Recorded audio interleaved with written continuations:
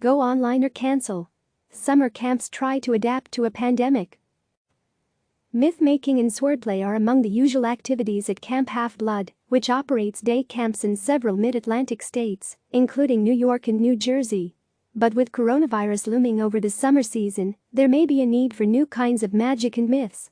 When schools began to close in March due to the escalating COVID-19 crisis, it became clear to Crystal Bobb-Semple, founder and CEO of the company that operates Camp Half-Blood, that she needed to start devising new scenarios.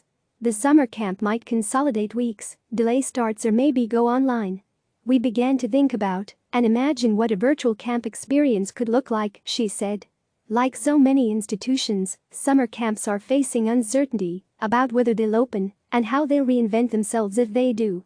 Many are making contingency plans, sometimes several sets of them.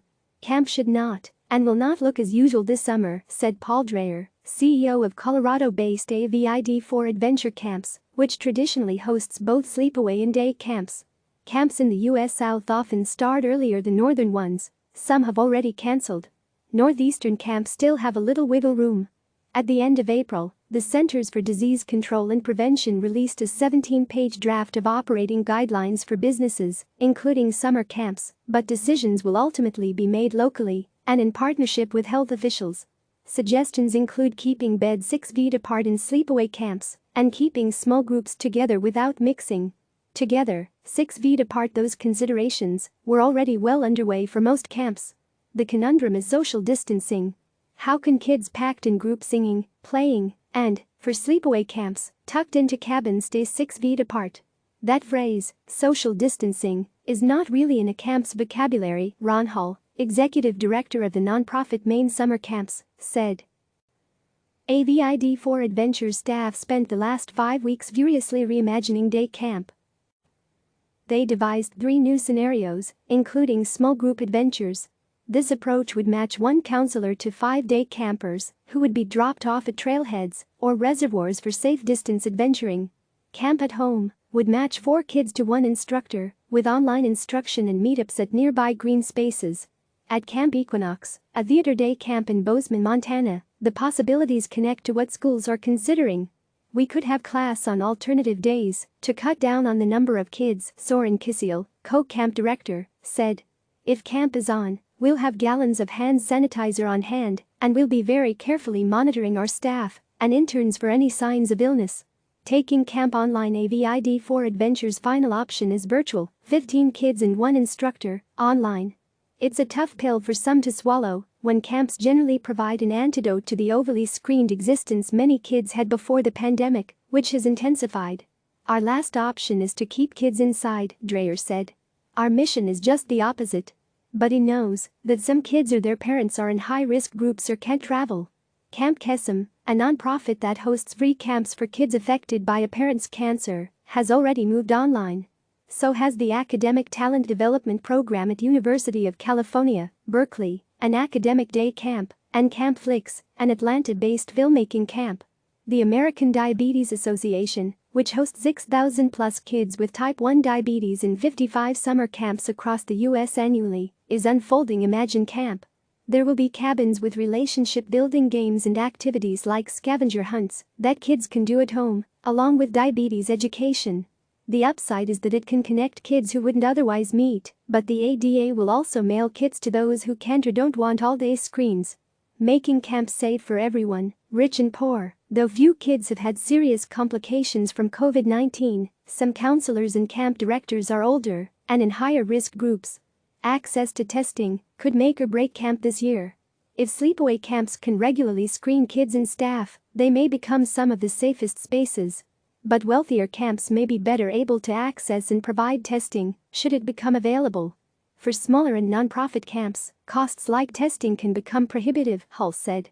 The inequality that the pandemic is exposing and exacerbating may be replicated in the world of summer camps. Camps also need to have the resources to set up an isolation tent should an outbreak occur, suggested Hull. Camp is where the heart is. Camp is, for many parents, childcare. It will be an incredible challenge for parents to work with kids stuck inside and no school to engage them. Some camps for kids with physical or emotional challenges are the only respite their caregivers get all year.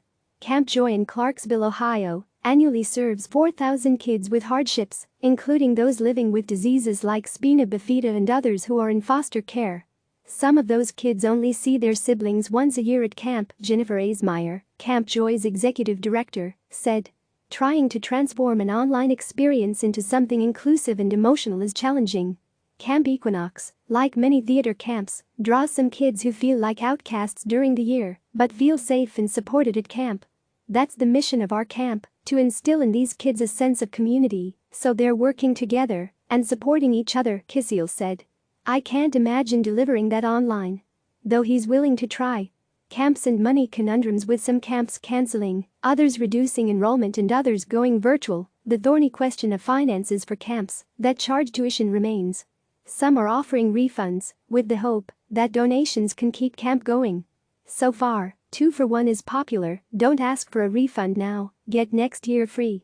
Early in April, Camp Half-Blood rolled out a membership program. Those who commit will see their campers automatically re-enrolled in 2021 if their weeks are cancelled this year, with early registration and a permanent tuition reduction.